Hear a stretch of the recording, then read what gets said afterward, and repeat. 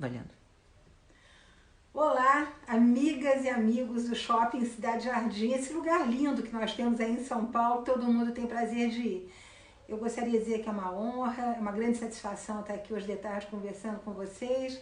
Eu quero agradecer ao meu amigo Bruno Astuto, que é uma pessoa que eu prezo muito, admiro muito, que acho que está fazendo um trabalho muito bacana, tentando misturar beleza, estética com conteúdo, com a possibilidade de a gente pensar um pouquinho sobre quem somos, de onde viemos e qual é o papel da história nisso tudo. Meu nome é Mary Del Priori, eu sou historiadora, adoro o que faço e com muita sorte tenho tido a possibilidade de escrever livros sobre a situação da mulher brasileira, né, caminhando sempre de trás para cá, tentando mostrar que nós somos herdeiras de muita coisa que colou a nossa pele, são tradições, são valores, são formas de pensar, é isso que nós historiadores chamamos de mentalidades. Mas é bom saber que o disco tem sempre o lado A e o lado B, né? E se por um lado nós fomos formadas, educadas, modeladas para sermos submissas, obedientes, gentis, adoráveis e sobretudo mães, né? O lado B do disco conta uma história bem diferente. Mostra como nós fomos resilientes, como nós somos empoderadas. Se essa palavra apareceu há coisa de 10 anos, é bom lembrar que as mulheres brasileiras sempre tiveram um grande poder, sempre foram capazes de modificar as suas vidas com muita coragem. E aí estou falando de todas as mulheres, brancas, pardas, negras, vou dar inúmeros exemplos sobre isso aqui hoje. E a pedido do Bruno, então, nós vamos fazer esse nosso encontro sobre a transformação da intimidade da brasileira em dois momentos, né? Eu hoje gostaria de falar um pouquinho para vocês sobre o período colonial, o período do Império, onde aparece muita coisa nova, as coisas mudam no Brasil, novas influências, a moda chegando, a velocidade, a vida na corte, os grandes amores. E na próxima quarta-feira, então, falaríamos daquelas rupturas que foram realmente muito importantes na vida das mulheres, sobretudo na luta contra o patriarcado, contra o patriarcalismo, o machismo.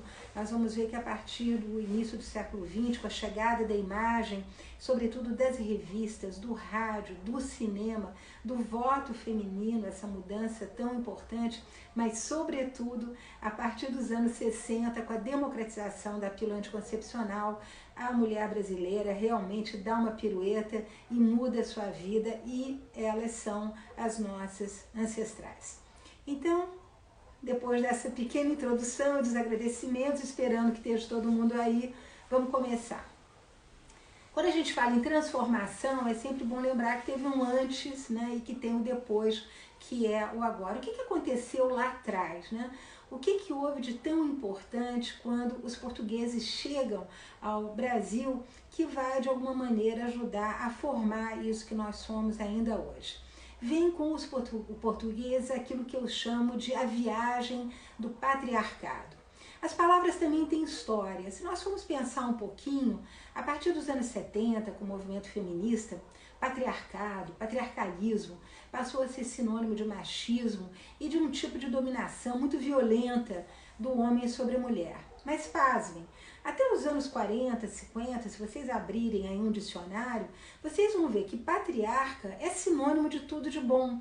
É aquele homem acolhedor, é aquele chefe de família que toma conta de todo mundo, né? Que vai se preocupar com a tia que está sem aposentadoria, com o sobrinho que precisa de uma ajuda para ir para a universidade, né? Que vai sempre procurar reunir as pessoas em torno das festas, abrigá-las, cuidá-las, né? Tratar delas. Então, o movimento feminista vai dar à palavra patriarca e patriarcado um sentido diferente. No passado, quando estamos falando aí do início da colonização do Brasil, nós não só vamos herdar toda uma tradição patriarcal que vem do Ocidente cristão com os portugueses, mas nós vamos herdar também o patriarcado que vem das Áfricas, com todo o contingente de escravizados que nós vamos receber aqui a partir do século XVI. Como assim Áfricas? Bom, Áfricas porque nós, ocidentais, cristãos, apelidamos, chamamos esse continente de África.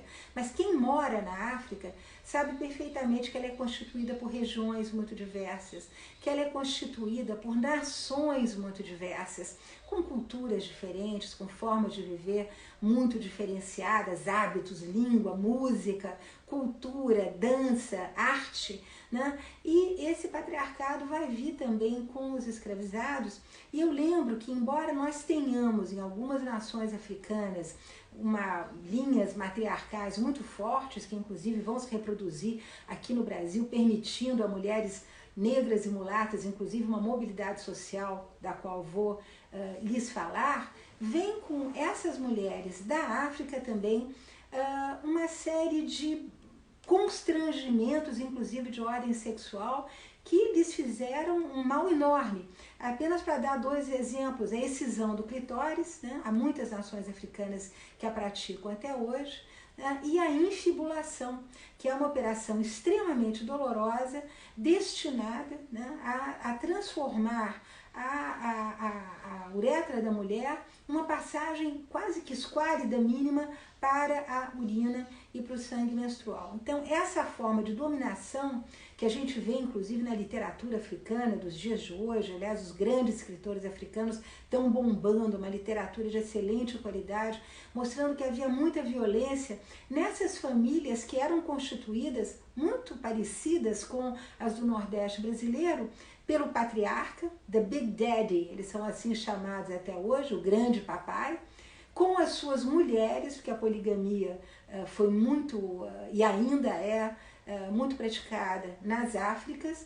Eu lembro que quanto mais mulheres, mais filhos, e portanto famílias muito grandes sobre as quais esse patriarca tinha uma grande influência, um grande domínio, enfim, uma grande vontade. Então nós temos a viagem desse patriarcado também aqui para o Brasil. Como se não bastasse, entre os povos indígenas, que quando aqui chegam esses 2 grupos, africanos e ocidentais, né, vão se defrontar com os povos indígenas, saindo quase que da era neolítica, também dentro dos povos indígenas, uma divisão de papéis sexuais extremamente acentuada, os homens caçando, os homens lutando, os homens em armas, os homens cuidando da taba e as mulheres então cuidando da família, cuidando da agricultura. Houve um engano tremendo aí do nosso Pero Vaz de Caminha, quando escreve para Portugal dizendo não sabem nada, não sabem plantar coisa nenhuma, ao contrário, né? Os povos indígenas já tinham conhecimento de uma agricultura, inclusive, que tinha que se acostumar, né, a crescer dentro da Mata Atlântica, mas dentro da taba, né, dentro dos povos, também essa noção de papéis muito diferenciados para homens e para mulheres. Lembro a vocês que esse momento, o século XVI, é um momento também de grandes transformações na Europa. A imprensa tinha aparecido e, sobretudo, os teólogos, tanto protestantes quanto católicos, vão usar a imprensa para difundir uma ideia que já vinha sendo bastante amadurecida pela cristandade. A mulher conversou com o demônio no paraíso terreal. Só uma mulher para conversar com uma cobra, com uma serpente. Portanto, ela é culpada de tudo de ruim que vai nos acontecer. E nós temos, portanto, o aparecimento de alguma coisa da qual ainda sofremos até hoje, que é uma profunda misoginia. Ou seja, uma capacidade do homem olhar para a mulher achando que ela é um ser menor, que ela é um ser inferior, né? Que ela foi feita apenas para ajudar o homem, e é incrível percebermos como já nos sermões desse período, em toda a literatura de cunho religioso que vai aparecer, a mulher é sempre vista como um mal que afinal de contas acabou por expulsar Adão e Eva do paraíso e com eles, né, a turma toda, ou seja, nós também. Então, parir com dor, trabalhar, arrancar com o suor do corpo a sua sobrevivência, isso tudo foi culpa da mulher que conversou com a serpente no paraíso. Nós vamos ter realmente um número imenso de teólogos buzinando essa ideia, vamos ter uma caça a bruxas enorme, né? Eu lembro que o Renascimento, essa época de tantas descobertas, viagens, instrumentos que estão sendo utilizados para navegação, armaduras armamentos que estão sendo criados, mas também um obscurantismo muito grande, a Inquisição atuando fortemente contra feiticeiras, contra bruxas, que eram mulheres que, como nós sabemos, eram detentoras de saberes importantes nas suas comunidades. Em geral, saberes ligados à fitoterapia, à cura, aos partos, aos nascimentos, às mortes, né? E uma caça às bruxas, tanto no universo protestante quanto no universo católico. Esse é o pano de fundo, mas como se não bastasse, alguma coisa que nos interessa muito e que vai nos acompanhar ao longo dessas 2 tardes de encontro, que é a criação pela Igreja Católica de uma moral sexual para os casais. Isso é muito interessante.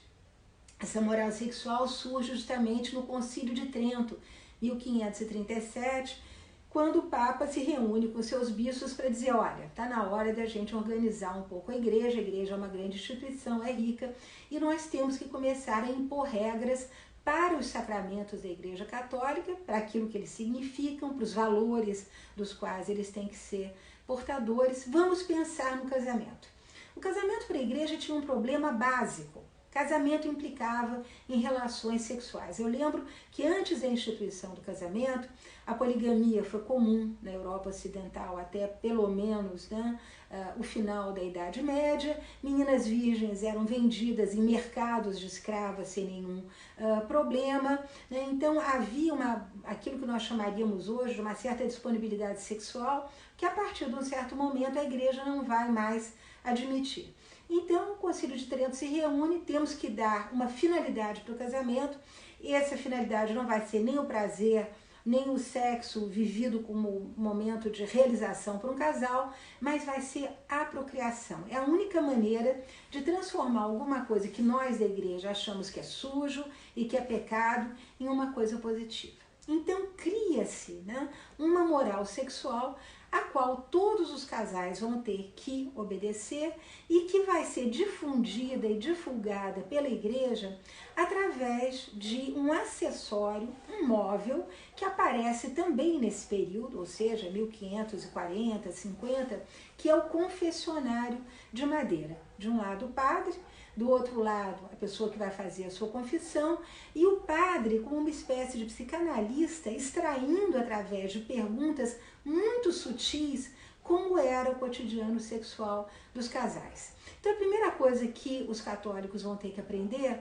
é que eles não podem ter relações sexuais todo dia. Haverá um calendário religioso que tem que ser sumariamente respeitado. Dia de missa, proibido. No dia anterior da missa, proibido. No dia seguinte da missa, também proibido, porque sujava essa coisa tão importante que era a celebração da missa.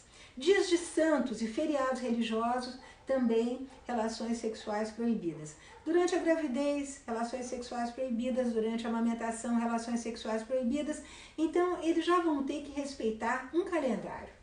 Na sua intimidade, na sua cama, no seu leito conjugal, e já que estamos falando de privacidade, é bom lembrar que cama era um acessório que praticamente não existia em 90% das casas, era uma coisa da nobreza, da aristocracia, de que quem tinha acesso a marceneiro para fazer uma cama com aqueles dosséis que cobriam a cama. Então, no interior da cama, essa relação sexual também vai ser muito examinada pela Igreja Católica. As posições nas quais se faz amor vão ser controladas. Mulher por cima, proibido. Foi graças a isso que aconteceu o dilúvio de Noé. Mulher de 4, proibido, era feio, parecem animais, estão conspurcando, afinal de contas, um momento, uma relação, que é uma coisa que tem que ser abençoada com filhos, por Deus. Então sobrava a famosa posição de papai e mamãe, a posição missionária, e os casais tinham que se contentar com isso.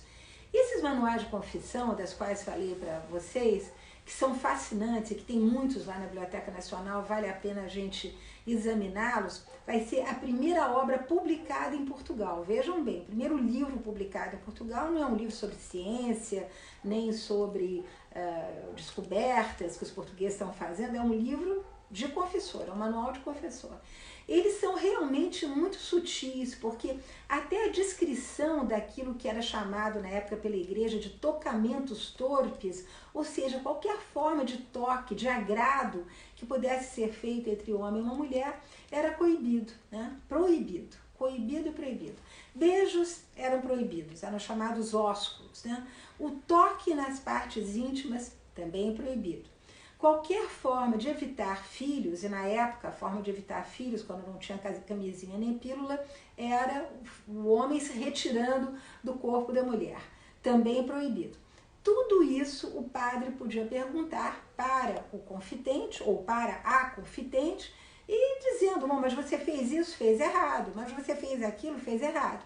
Então o que nós vamos ver é que a partir do século XVI, somado a esse desprezo pela mulher, essa amiga do diabo, somado à caça às bruxas, nós vamos ter também a imposição de uma moral sexual que quer para a mulher um único papel que ela vai exercer de forma sistemática até a chegada da pílula anticoncepcional. Ela tem que ser mãe.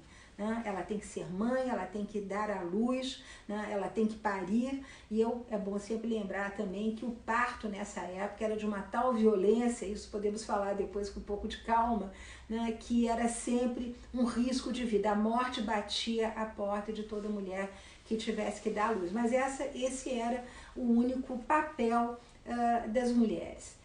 É muito interessante porque além dos padres controlando as mulheres e a sexualidade do casal, nós vamos ver que a medicina também, os médicos da época, e os tratados de medicina são fascinantes, porque eles trazem ilustrações, eles trazem uma série de opiniões de vários médicos importantes, eles também vão considerar a mulher um ser menor, quer dizer, é a ciência que está dizendo que a mulher é uma criatura inferior. Como assim?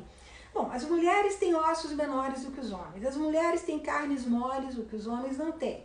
As mulheres são reguladas pela lua, o seu fluxo menstrual, a gravidez. Os homens são seres solares, né? Sempre irradiando força, energia. Mais grave, as mulheres têm as partes sexuais dos homens escondidas no interior do corpo. São partes tão especiais que no caso da mulher elas têm que ser menorizadas e interiorizadas. Então, a bolsa escrotal torna-se o útero da mulher, né? Os testículos viram os ovários, né? E a vagina é o pênis masculino. Então nós temos tudo isso para dentro, não temos para fora, porque não temos que exibi-los. Os homens podem exibir as suas partes sexuais, porque são criaturas absolutamente formidáveis, enquanto que nós, seres menores, temos que conviver com essa nossa inferioridade. Eu lembro a vocês que o clitóris feminino é descoberto por um outro Colombo, um cara chamado Reinaldo Colombo, em 1500 e não me lembro mais, 47 ou 50, mas essa parte que é tão importante no corpo da mulher hoje, e que obviamente é dado, discute-se tanto, orgasmo, não orgasmo, que aliás é uma palavra que só aparece no vocabulário a partir dos anos 80, torna-se absolutamente silenciosa durante quase 400 anos de história da medicina. Ninguém está preocupado se a mulher vai gozar, se não vai gozar, se é bom ou se é ruim, ela é um ser menor e votado à procriação. Bom, isso cai de paraquedas aqui no Brasil, podemos imaginar que rapidamente nós adotamos essa moral sexual? Não. A coisa demora um pouquinho. Basta a gente ver, por exemplo, a documentação da Inquisição do Santo Ofício, quando ela vem para o Brasil em 1545 e depois 1563.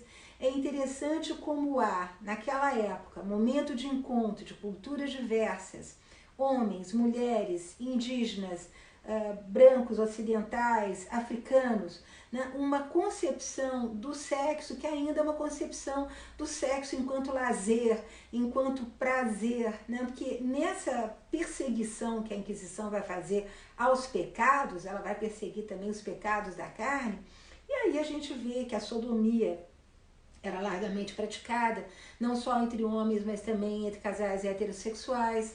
A gente vai ver que o coito oral era largamente praticado entre casais, e tudo isso vai sendo lentamente sublimado, porque quando nós vamos para os processos de divórcio do século XVIII, nós já temos uma série de mulheres que querem se separar dos seus maridos, porque eles exigem delas posições sexuais que elas não querem mais fazer na cama.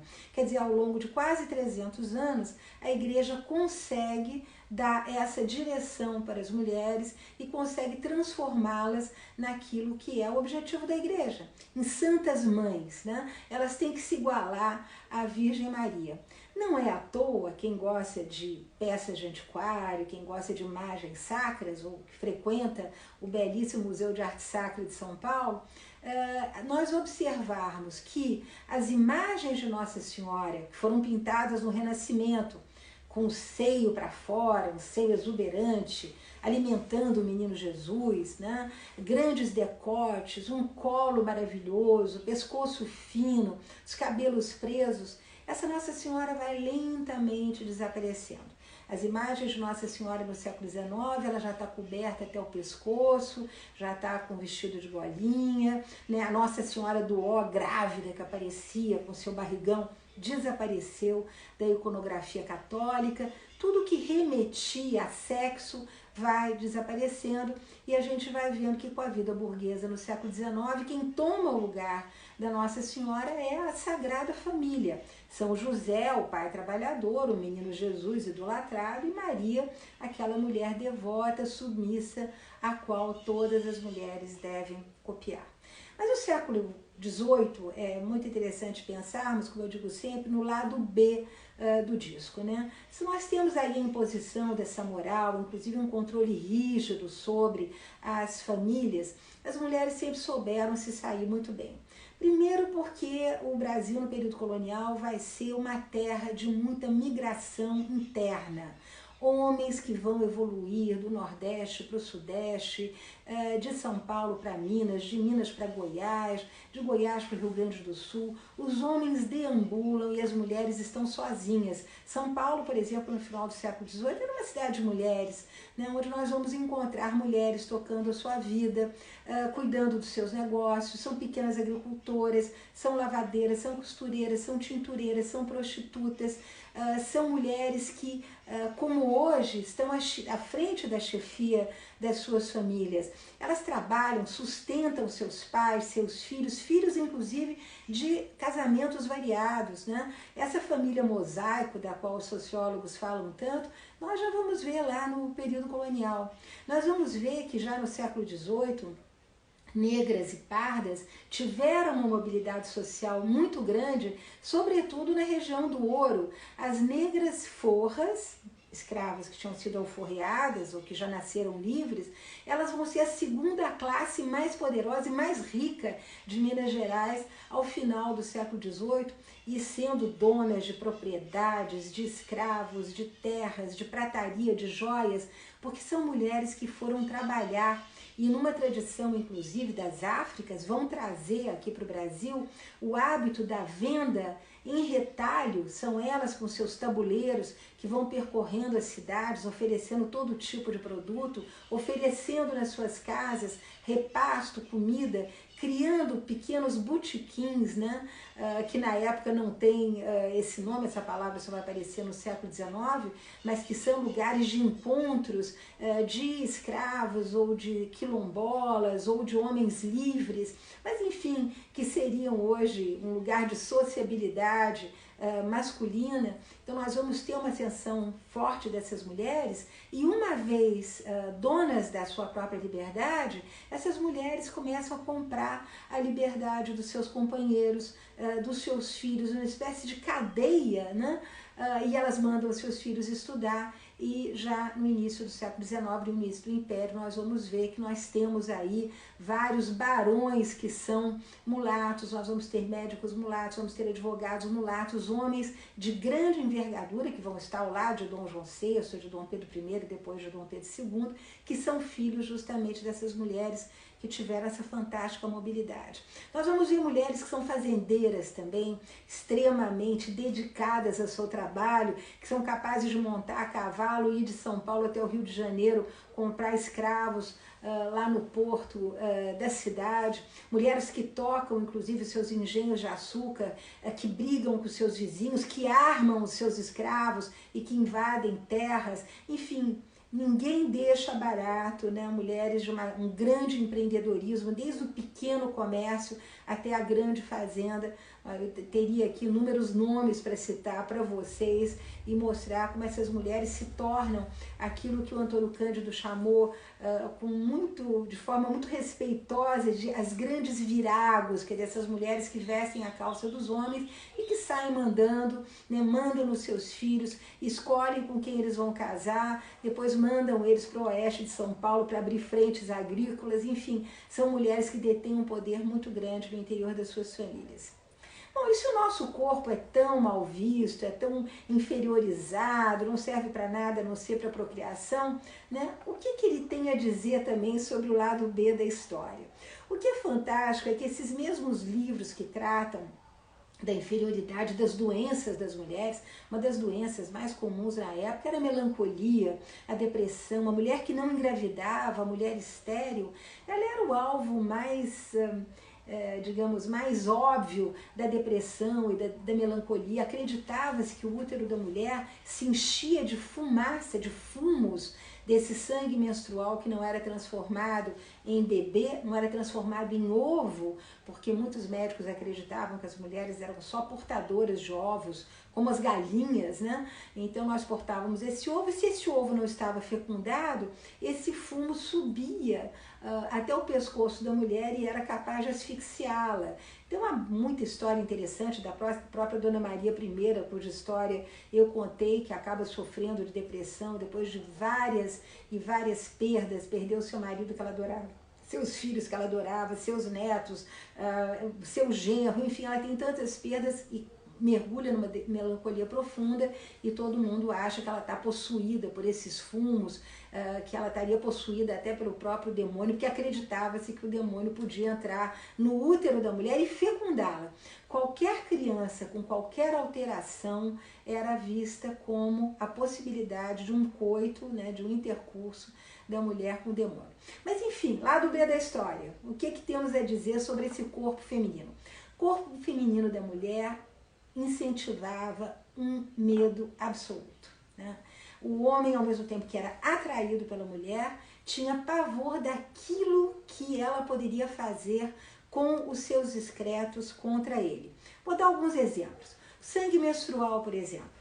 Acreditava-se que o sangue menstrual era capaz de enferrujar o ferro, de matar uma criança no berço. A gente diz, para solar o bolo, hoje, né? Mas naquela época as consequências do sangue menstrual eram bem maiores. Acreditava-se que era alguma coisa que realmente tinha que isolar a mulher, ela tinha que ficar lá completamente isolada. Alguns antropólogos que chamam de diferença vermelha, porque ela, graças a essa cor, ela tinha que ficar absolutamente isolada. Era muito utilizado o sangue menstrual misturado com vidro moído para matar quem? O marido, aquele marido que estava incomodando, acabava indo para o brejo, engurgitando sangue menstrual com vidro moído misturado na comida.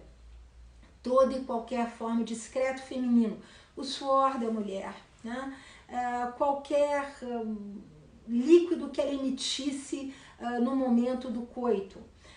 Os pelos púbicos eram considerados extremamente mágicos. Então tudo isso vai ser utilizado na feitiçaria, nessa feitiçaria que nós vamos ver também muito vibrante aí no século 17 e 18, sobretudo através da documentação da Inquisição. A magia amorosa para prender o homem, para prender marido, todo tipo de sortilégio que era feito com pelos púbicos, com sangue menstrual, com suor da mulher, enfim, tudo do nosso corpo era mágico, né? E por ser mágico, podia enfeitiçar e podia encantar.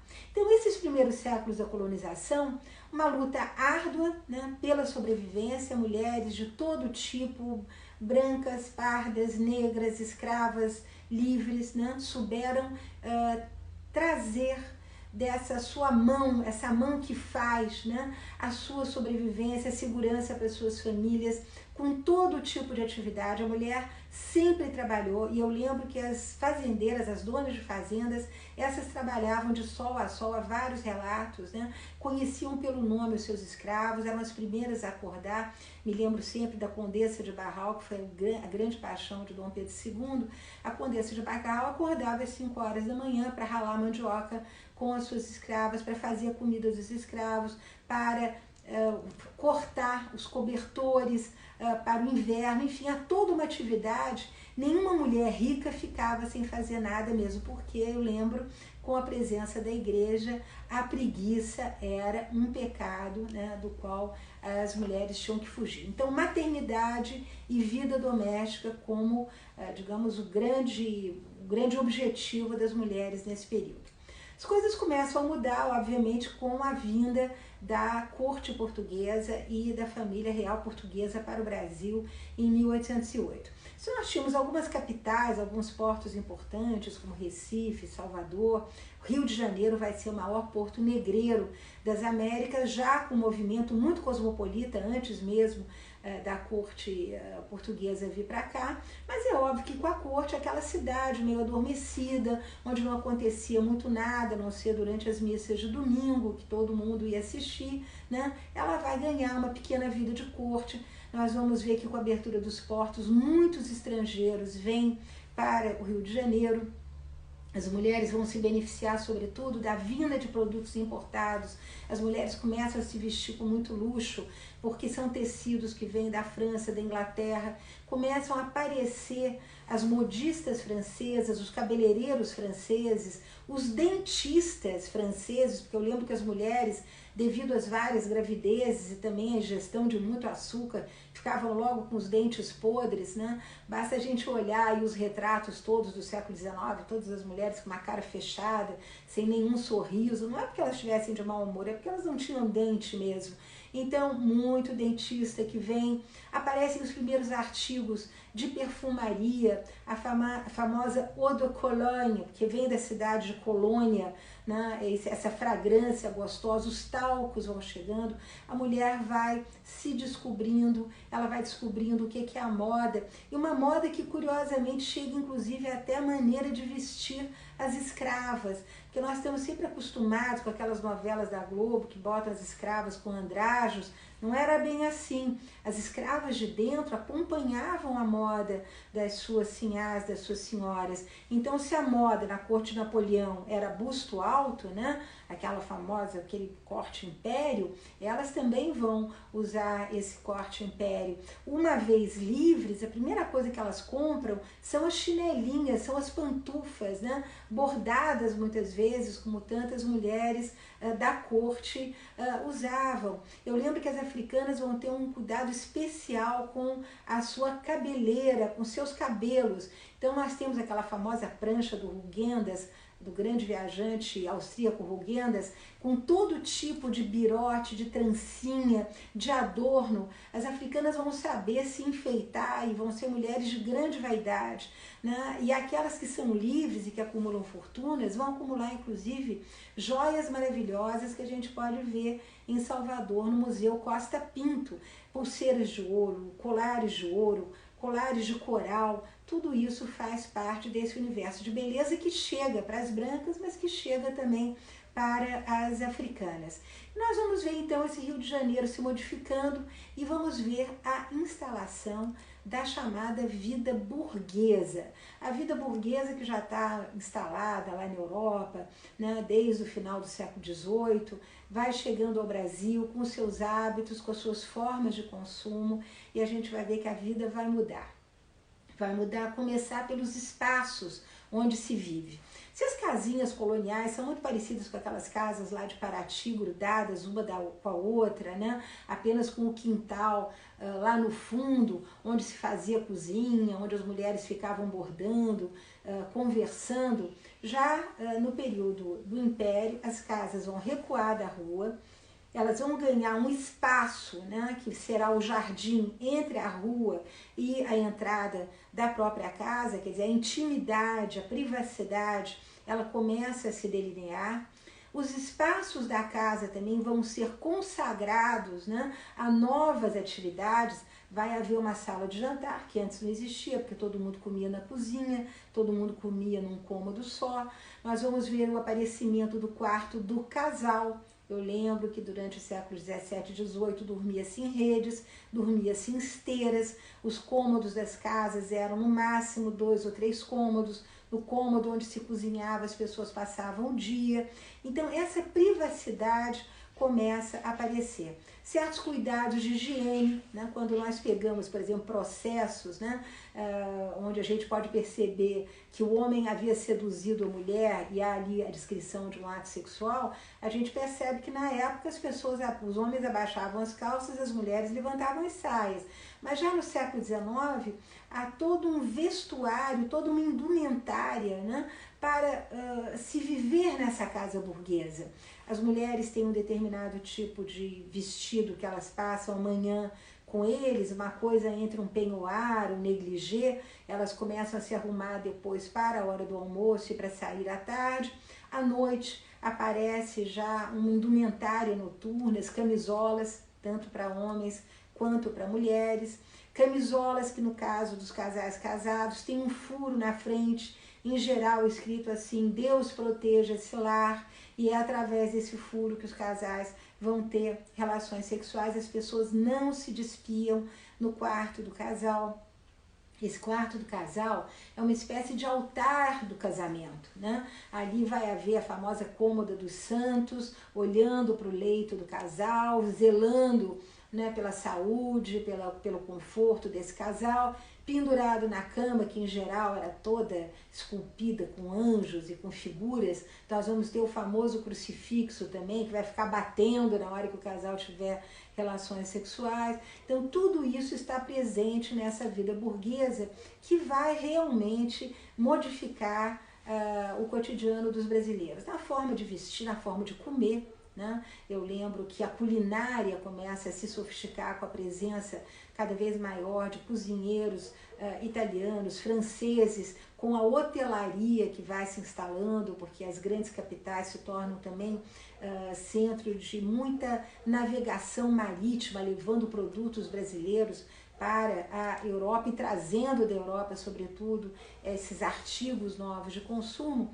E o casal burguês vai ser um casal tremendamente enquadrado nessa rigidez moral que começa lá no período colonial, né?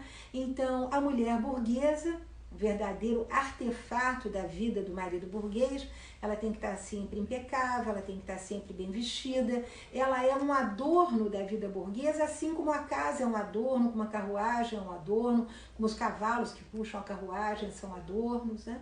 Então nós temos aí essa mulher que é enfim, uma espécie de vitrine do poder do marido, dedicada exclusivamente a fazer filhos, né? E aí nós vamos ver que o olhar do médico, nesse tempo todo, ele também ficou cada vez mais refinado, e agora os médicos aconselham aos maridos a terem um caderninho onde eles devem anotar criteriosamente os dias em que eles têm relações sexuais com as suas mulheres para engravidá-las de uma vez por todas.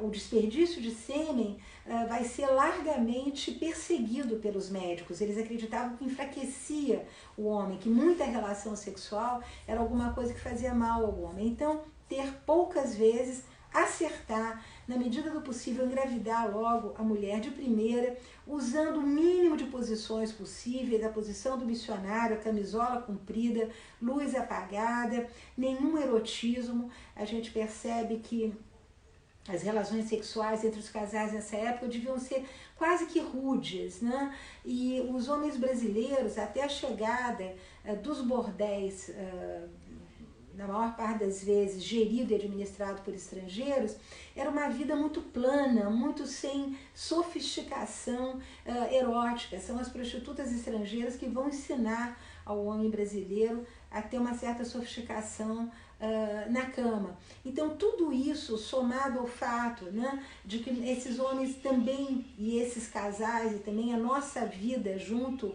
à escravidão vai induzir a um racismo muito grande, a uma identificação da mulher de cor, a uma mulher fácil, uma mulher desfrutável. A gente vê isso sobretudo na poesia do século XVIII, né, do Gregório de Matos, onde as mulheres aparecem sempre menorizadas, muito inferiorizadas, mas também cantadas na sua beleza. A mulata é sempre muito cantada na sua beleza. Mas enfim, esse caldo de racismo que atravessa aí esses séculos, esse patriarca que é o dono da casa, que manda na casa, mas sobretudo esse padrão de uma mulher identificada com Nossa Senhora e com a procriação, vai fazer da mulher brasileira alguém realmente muito votado à vida familiar e tendo na vida familiar e na vida burguesa, digamos, o seu ideal. Agora vamos para o lado B, né? Como é que as coisas se davam do outro lado?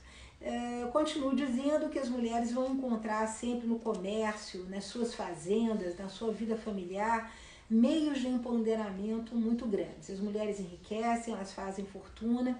As mulheres no século XIX vão, sobretudo, e esse é o grande passo que é dado, elas vão se alfabetizar. Já no momento da independência do Brasil, nós vamos ver que tanto paulistanas quanto baianas vão enviar para a nossa primeira imperatriz, Dona Leopoldina, verdadeiras cartas, né, anuindo, aplaudindo e, de certa maneira, incentivando a que a independência se fizesse. São mulheres, então, que sabem ler, que sabem escrever, e nós vamos ver essa presença, embora muito discreta, né, das primeiras escritoras aqui no Brasil. Eu lembro que uma das imagens, digamos, religiosas mais correntes nas casas brasileiras era da Santana com Nossa Senhora. E eu lembro que Santana está sempre com um livro aberto, ensinando Nossa Senhora a ler e a escrever.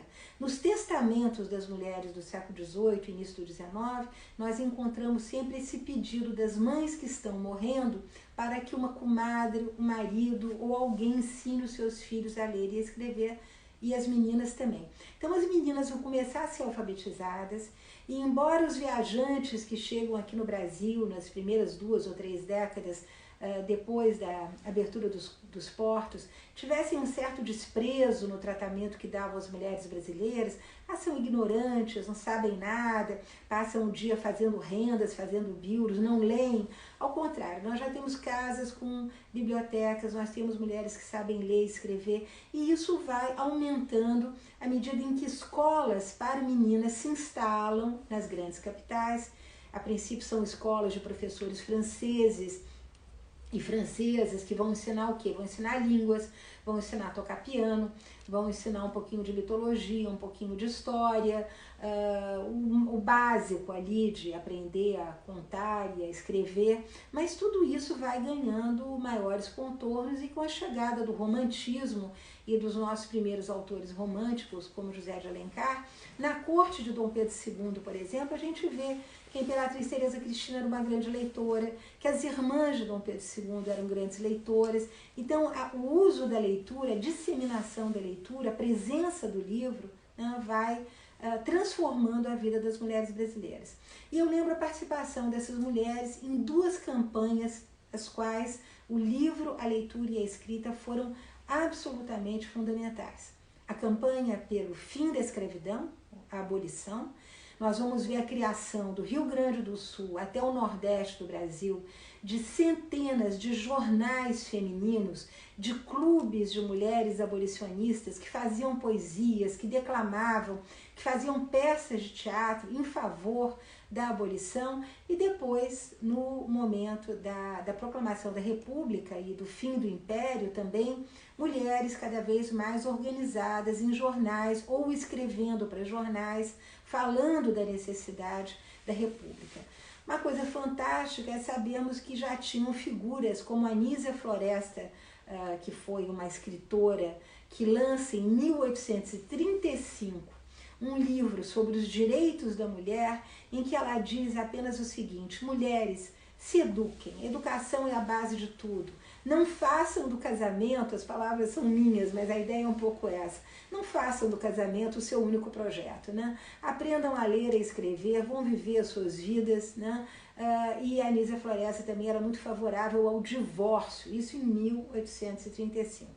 Então nós já temos essa presença incrível dessas mulheres que sabem ler e escrever e que vão mudar o horizonte aí que nós temos sobre a vida da brasileira. E para terminar, terminar, eu queria falar um pouquinho também dessas mudanças que chegam na cama, mas não da cama da mulher casada, mas na cama da amante. Porque essa dupla moral que faz da mulher, da esposa, exclusivamente uma mãe dedicada aos filhos, vai fazer com que os homens procurem na rua, né, uma sexualidade para o lazer. Então nasce aí a concubina, coisa que está presente nos livros, nos filmes, mas que existe desde aquela época e que separa as mulheres entre as certinhas que estão em casa e as erradas que estão na rua. Mas é fantástico também como junto com essa vida burguesa chegam ao Brasil, são poloneses, são gente que vem de fora e que vai transformar o bordel, que é um lugar de encontro muito do michuruca, um quartinho em algum lugar, numa casa bonita, né, com muitos espelhos. Eu lembro que as mulheres não podiam se ver nuas nem na água da banheira, então elas tomavam banho de camisola. Então, com muito espelho para as mulheres se verem nuas o tempo todo, com cenas de safismo, com cenas um pouco teatrais, enfim, esse é o grande bordel que aparece no século XIX e que vai introduzir na vida sexual do brasileiro um erotismo que era até então desconhecido e, sobretudo, uma higiene que o brasileiro desconhecia. Só para terminar, eu lembro que a iniciação sexual nessa época de muitos rapazes era feita com animais, com galinhas, com vacas, enfim, todo tipo de animal, era uma vida rural, né? E essas mulheres então vão ensinar esses homens a ter higiene e vão lutar, sobretudo, contra um mal que vai atacar muito homens e mulheres nesse período, que é a sífilis. A sífilis é uma espécie de epidemia tão horrenda quanto foi a AIDS nos anos 80, e são esses momentos, portanto, de ruptura em que a gente vê que novas informações vão chegando e novas transformações vão chegando e que vão, de certa maneira, chacoalhar um pouco a vida dessas mãezinhas que viviam em casa de forma burguesa. Acho que podemos agora passar para algumas perguntas. Se tiver alguém que queira fazer uma pergunta. Então, a gente teve alguns comentários aqui, do Cax Fígaro disse que ficaria horas te escutando e que é um prazer saber sobre ciência histórica do público geral, a maneira que você vem passando isso. Teve também uma ex-aluna sua que apareceu aqui, que disse, doutora Cristiana Travassa, disse que sua professora querida, você é a professora querida dela. A Kátia Gonzalez disse que é um espetáculo, e lembrando que o pessoal pode mandar pergunta agora, que a Mary vai estar respondendo. A Jaque, personal stylist, disse que amou seu livro Papel Maravilhoso, Casa de Papel, Castelo de Papel. Isso. E teve bastante comentário aqui. Algumas pessoas que passaram foi a Márcia Marcela, Andréa Genor, doutora Cristina, Abreu Ed, Ângela Coleta, isso. Isabel Cristina. Quem mais? E a Gabriela Witt. Puxa, agradeço aí a todo mundo, que delícia, né? A gente poder saber que as pessoas se interessam por história.